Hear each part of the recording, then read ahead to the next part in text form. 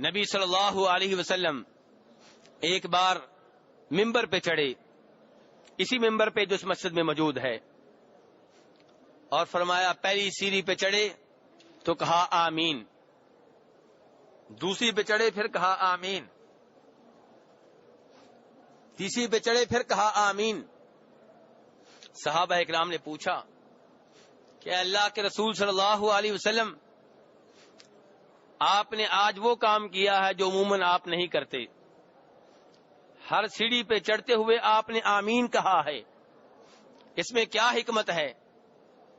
تو آپ نے فرمایا کہ جبریل علیہ السلام میرے پاس آئے تھے اور آپ نے مجھے کہا کہ میں دعا کروں گا، اللہ کے رسول صلی اللہ علیہ وسلم آپ نے آمین کہنا ہے۔ تو جبریل دعا کرتے رہے، میں آمین کہتا رہا۔ میرے بھائیو غور سے سنیں، یہ کیا دعا تھی جسے کرنے والا فرشتوں کا سردار جبریل ہے علیہ السلام، اور جس کے اوپر آمین کہنے والے نبیوں کے سردار میرے اور آپ کے نبی جناب محمد صلی اللہ علیہ وسلم ہیں۔ جبریل علیہ السلام نے کہا کہ وہ آدمی ذلیل و رسوا ہو جس کے سامنے آپ کا نام لیا گیا اور اس نے آپ کے اوپر درود نہیں پڑا۔ میرے بھائیو، یہ کمی ہم میں پائی جاتی ہے۔ یہاں بھی میں کتنی بار اللہ کے رسول کا نام لیتا ہوں صلی اللہ علیہ وسلم کا، اور بھائی صلی اللہ علیہ وسلم نہیں کہتے۔ تو جبریل علیہ السلام کیا کہہ رہے ہیں؟ وہ آدمی ذلیل و رسوا ہو جس کے سامنے آپ کا نام لیا گیا اور اس نے آپ کے اوپر درود نہیں پڑا۔ تو آپ نے کیا کہا؟ آمین، کہ اللہ اس دعا کو قبول فرمائے۔ پھر جناب جبریل علیہ السلام نے کہا وہ آدمی ذلیل و رسوا ہو جس نے بڑھاپے کی حالت میں اپنے ماں باپ کو پایا یا ان میں سے کسی ایک کو پایا اور ان کی خدمت کر کے ان کو راضی کر کے اپنے آپ کو جنت میں داخل نہ کروا سکا۔ میرے بھائیوں، جن کے والدین موجود ہیں وہ سوچیں کہ کیا وہ والدین کی خدمت کا حق ادا کر رہے ہیں؟ کیا ان کا والدین کے ساتھ ایسا سلوک ہے کہ والدین کی طرف سے انہیں دعائیں ملیں؟ کیا وہ خدمت جو آج کل والدین کی جا رہی ہے، یہ خدمت جنت میں داخل کر سکتی ہے؟ یا معاملہ اس کے برعکس ہے؟ میرے بھائیوں، اگر معاملہ برعکس ہے تو اب بھی وقت موجود ہے، اب بھی ان سے تعلقات بنا لیں، اب بھی ان کو راضی کر لیں، اب بھی ان کی خدمت کر لیں، پہلے اس کے کہ یہ موقع ہاتھ سے نکل جائے۔ میرے بھائیوں، والدین بہترین سبب ہیں جنت میں جانے کا۔ ان کی خدمت کریں، ان کو راضی کریں، ان کو فون کیا کریں، ان سے بات چیت کیا کریں، ان کو ٹائم دیا کریں، ان کو گفٹ دیا کریں، عید وغیرہ کے موقع پہ، خوشی کے موقع پہ ان سے ملا کریں، اپنی خوشی میں ان کو شریک کیا کریں، تاکہ ان کے منہ سے آپ کے لیے دعائیں نکلیں اور آپ ان کی وجہ سے جنت میں داخل ہو سکیں۔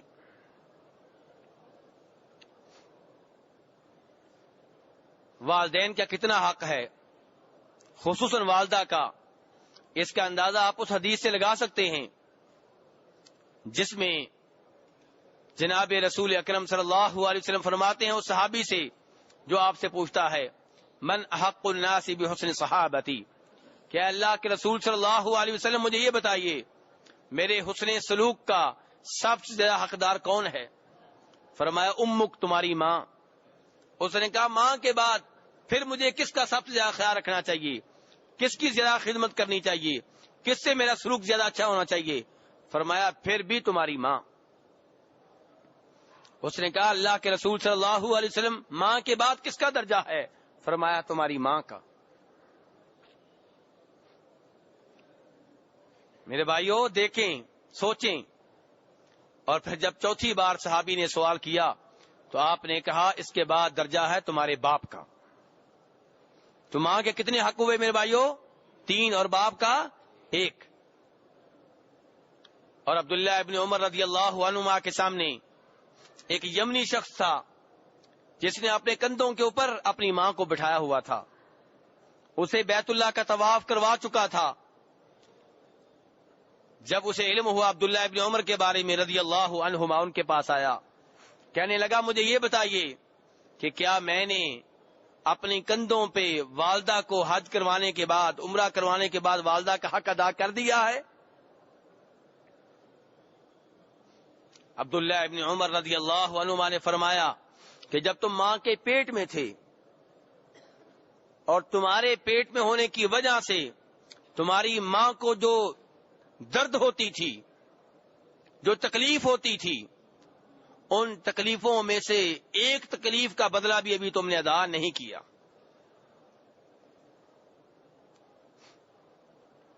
میرے بھائیو اندازہ کر لیں، یہ اس آدمی نے بدلہ ادا نہیں کیا جس نے کندھوں کے اوپر اپنی والدہ کو حج کروایا ہے، جس نے کندھوں پہ اپنی والدہ کو عمرہ کروایا ہے، یمن سے آیا ہے، خدمت مسلسل کر رہا ہے، اور عبداللہ ابن عمر فرما رہے ہیں ابھی تو ایک درد کا بدلہ نہیں اترا، باقی دردیں کہاں جائیں گی؟ تو اس لیے میرے بھائیوں والدین کا بہت بڑا حق ہے۔ اگر اس سے پہلے والدین کے حق میں کوتاہی ہوتی رہی ہے تو آئندہ نہیں ہونی چاہیے۔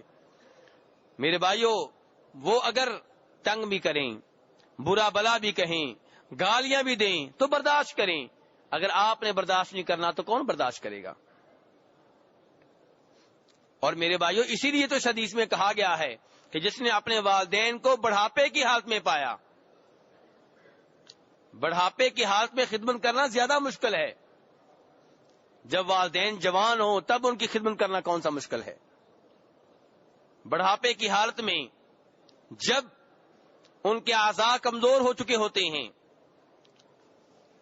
اور ان میں چڑچڑاپن پیدا ہو جاتا ہے، بات بات پہ غصہ ان کو آتا ہے، ان حالات میں ان کی خدمت کر کے جنت حاصل کرنا یہ بڑا کام ہے۔ اور آپ کیا فرما رہے ہیں؟ وہ ذلیل و رسوا ہو جس نے بڑھاپے کے عالم میں والدین کو یا ان میں سے کسی کو پایا اور ان کی خدمت کر کے اپنے آپ کو جنت میں داخل نہ کروا سکا۔ اور اس کے اوپر آمین کہا جناب رسول اکرم صلی اللہ علیہ وسلم نے، اور تیسری سیڑھی پہ چڑھے تو پھر آپ نے آمین کہا۔ یہ کیا دعا تھی؟ جناب جبریل علیہ السلام کہہ رہے تھے وہ بھی ذلیل و رسوا ہو جس کی زندگی میں رمضان آیا اور چلا گیا اور وہ کچھ حاصل نہ کر سکا۔ رمضان آیا اور وہ اللہ تبارک و تعالیٰ سے اپنے گناہوں کی مغفرت اور بخشش کا سرٹیفکیٹ حاصل نہ کر سکا، فرمایا وہ بھی ذلیل و رسوا ہو۔ آپ نے کہا آمین۔ تو میرے بھائیوں مغرب کے بعد سے رمضان شروع ہو رہا ہے، اس بات کا عزم کر لیں کہ ہم نے اس رمضان میں اللہ تبارک و تعالیٰ سے اپنے گناہوں کی بخشش کا سرٹیفکیٹ حاصل کر کے رہنا ہے، اور یہ اللہ کی توفیق کے بعد نیک اعمال کی بدولت ہوگا، روزے رکھنے سے ہوگا، رات کا قیام کرنے سے ہوگا، قرآن پاک کی تلاوت سے ہوگا، غیبت، چغلیوں، جھوٹ، فراڈ سے بچنے کی شکل میں ہوگا۔